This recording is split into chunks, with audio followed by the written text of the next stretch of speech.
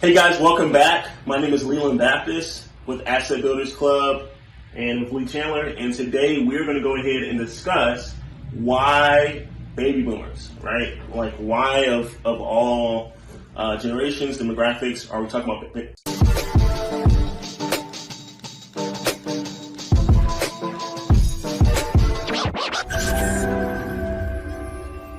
baby boomers? Now, in an earlier video, I went ahead and discussed or touched on an article that actually talked about a $68 trillion wealth transfer. Okay, so a transfer of wealth of $68 trillion. That's a pretty big economy. And one of the biggest catalysts in that transfer were baby boomers. And so we're going to talk about why that is and what other generations and what we all can learn from that.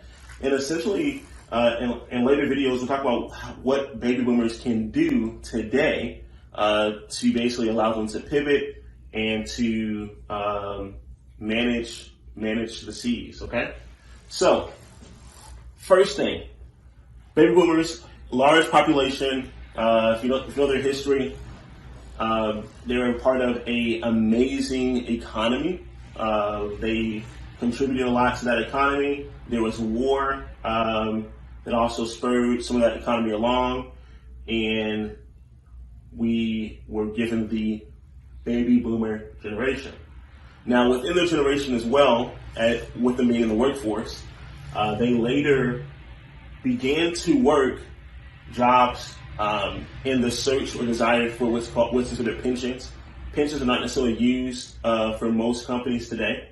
Those pensions or pension funds or pension fund managers later advocated to Congress. Congress stepped in and enacted the Revenue Act 401k, Section 401k, which is where we get our 401ks from today, which made the employees, no longer the employers, but the employees, responsible for their own retirement, instead of the employers being responsible for the retirement of their employees. Okay, so that took place. That's a big event that impacted that generation.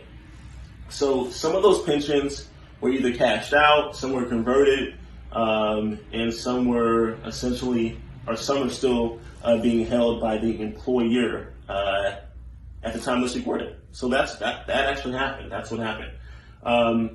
What also happened is, as time began to progress, the workforce, from some perspectives of employers, the workforce was getting older, right? Or in some cases getting younger. And what they began to do was they started a forced retirement of the baby boomer generation.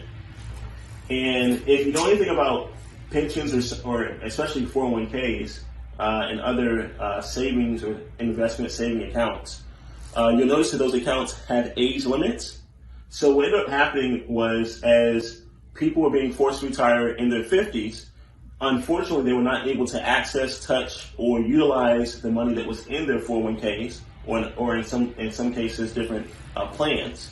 And because they weren't able to actually access that money, this required many of the baby boomer generation to actually seek employment after retirement. Now, there's a chart that I'm going to share with you guys where it shows that the average income for the average baby boomer, where 33% of that comes from Social Security, and the other 33% comes from that of active or current employment.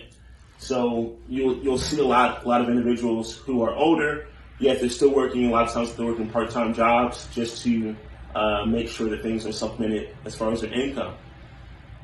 So that's where we get into a fragment income. All right. So we have the 401k / pension fiasco that led into forced retirement. Okay, and then that forced retirement revealed a fragmented income. Now, for some who still had the money in different accounts like 401ks, but they were not able to access that money, they were given the option to use something called a ROB, okay, or ROBs. ROBs stand for rollover business accounts. And so A Rob essentially is, let's say you have a 401k or a retirement plan. You are not able to roll that Rob over into a business startup. So roll over a business startup savings plan or business startup plan.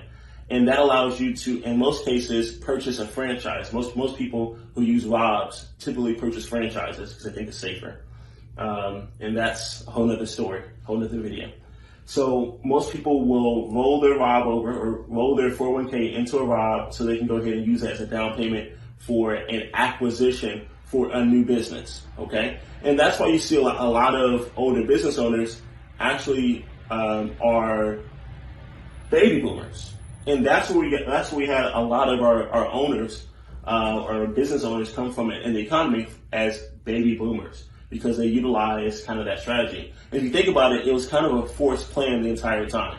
See, when Congress put in the act, the Revenue Act, the 401k Act, they essentially made every employee responsible for their own retirement. And what that means is that they made every employee take their own financial life or their financial ability into their own hands. So they basically forced everyone to already begin to think as a business owner. They made you become responsible. Whether you feel like you're an entrepreneur or whether you feel like a business owner or a asset manager or portfolio manager, Congress basically made that decision for you.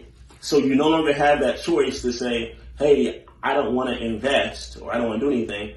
Congress basically forced you to invest. And as a matter of fact, our IRS code is structured in a way that if you are not investing, you are actually getting the blunt worth of taxes.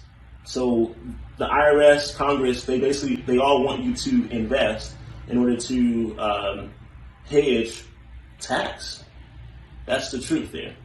So now that we understand what led the baby boomers into this current situation, and a lot of it has to do with policy that was enacted by those in charge. Okay, so it's a huge part of it. So now that we know what has happened, what can we learn from this? And so in the next video, I'm going to discuss what we can learn from this situation and how we can all be better by actually hedging these things that are trying to take our wealth. Thank you so much and talk to you soon.